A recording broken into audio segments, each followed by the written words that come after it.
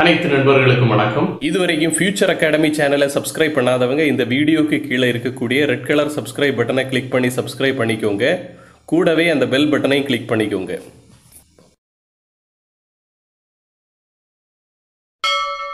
இந்த வீடியோவில் percentage compositionனா என்ன என்பதையும் அதை எப்படி கண்டுபிடிப்பது என்பதையும் ஒரு எக்ஸாம்பிளை வைத்து டிஸ்கஸ் பண்ணலாம். percentage composition ஒரு காம்பவுண்டில் இருக்கக்கூடிய எலிமெண்ட்டுகள் 100 கிராமுக்கு எவ்வளோ இருக்கும் என்பதுதான் percentage composition. ஒரு எலிமெண்டோட percentage compositionனை கண்டுபிடிப்பதற்கு ஒரு ஃபார்முலாவை பயன்படுத்துகிறோம். ஃபார்முலா என்னன்னா mass percentage of an element equal to total mass of that element in the compound divided by molar mass of the compound into 100. இதில் நியூமரேட்டரில் இருக்கக்கூடிய total mass of that element in the compound அப்படின்னா அந்த காம்பவுண்டில் இருக்கக்கூடிய எந்த எலிமெண்டோட percentage composition கண்டுபிடிக்கணுமோ அந்த எலிமெண்டோட total mass divided by டினாமினேட்டரில் இருக்கக்கூடிய molar mass of the compound அப்படிங்கிறது காம்பவுண்டோட மோலார் மாஸ். மோலார் மாஸை எப்படி கண்டுபிடிப்பது என்பதற்கு ஒரு வீடியோ போட்டிருக்கேன். அந்த வீடியோவோட லிங்கை நான் டிஸ்கிரிப்ஷனில் கொடுக்குறேன், அதை பாருங்கள். ஒரு காம்பவுண்டில் இருக்கக்கூடிய வேறு எலிமெண்ட்டுகளோட percentage காம்போசிஷனை எப்படி கண்டுபிடிப்பது என்பதை ஒரு எக்ஸாம்பிள் வைத்து எக்ஸ்பிளைன் பண்ணுறேன். எக்ஸாம்பிளுக்காக நான் எடுத்தது சோடியம் சல்ஃபேட். இந்த சோடியம் சல்ஃபேட்டில் இருக்கக்கூடிய எலிமெண்ட்டுகள் சோடியம், அதோட சிம்பல் வந்து Na, sulphur S, oxygen O. percentage காம்போசிஷனை கண்டுபிடிப்பது என்பது ஒரு 3 ஸ்டெப் ப்ராசஸ்.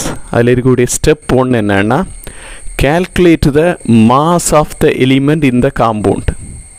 அந்த காம்பவுண்டில் இருக்கக்கூடிய ஒவ்வொரு எலிமெண்ட்டுகளோட டோட்டல் மாஸை நம்ம கண்டுபிடிக்க வேண்டும். அப்படி பார்க்கும்போது இதில் இருக்கக்கூடிய எலிமெண்ட்டுகள் நம்ம ஏற்கனவே சொன்னது மாதிரி சோடியம், சல்ஃபர், ஆக்சிஜன். முதல்ல மாஸ் ஆஃப் சோடியம்.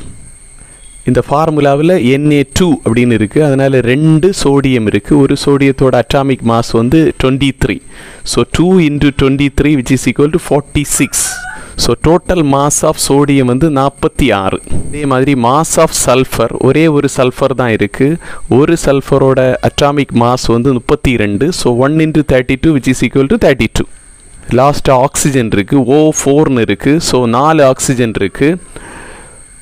ஒரு ஆக்சிஜனுக்கு 16, அப்படி 4 into 16 which is equal to 64. Okay, step 2 என்னன்னா calculate molar mass. அந்த காம்பவுண்டோட மோலார் மாஸை கண்டுபிடிக்க வேண்டும். இந்த காம்பவுண்ட் என்னன்னு ஏற்கனவே நான் சொல்லிட்டேன், சோடியம் சல்ஃபேட். இதோட மோலார் மாஸை கண்டுபிடிக்கிறது எப்படி?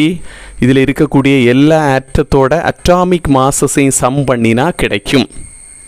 ஸோ அப்படி சம் பண்ணினா நமக்கு கிடைக்கக்கூடியது 142 கிராம் பெர் மோல். ஸ்டெப் 3, இப்போ நம்ம ஏற்கனவே பார்த்த அந்த ஃபார்முலாவை யூஸ் பண்ணி ஒவ்வொரு எலிமெண்ட்டோட மாஸ் பர்சன்டேஜை நம்ம கண்டுபிடிக்க முடியும்.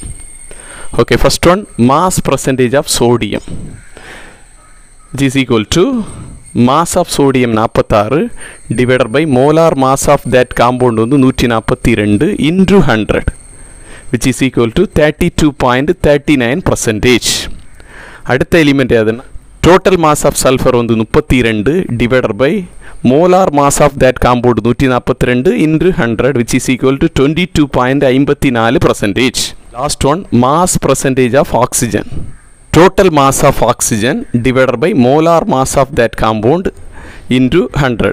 டோட்டல் மாஸ் ஆஃப் ஆக்சிஜன் வந்து 64 டிவைடட் பை மோலார் மாஸ் வந்து 142 into 100 which is equal to 45.07%. இந்த வீடியோ உங்களுக்கு பிடிச்சிருந்தா உங்க நண்பர்களுக்கு ஷேர் பண்ணுங்க, சேனலை சப்ஸ்கிரைப் பண்ணுங்க, லைக் சப்போர்ட் பண்ணுங்க. நன்றி.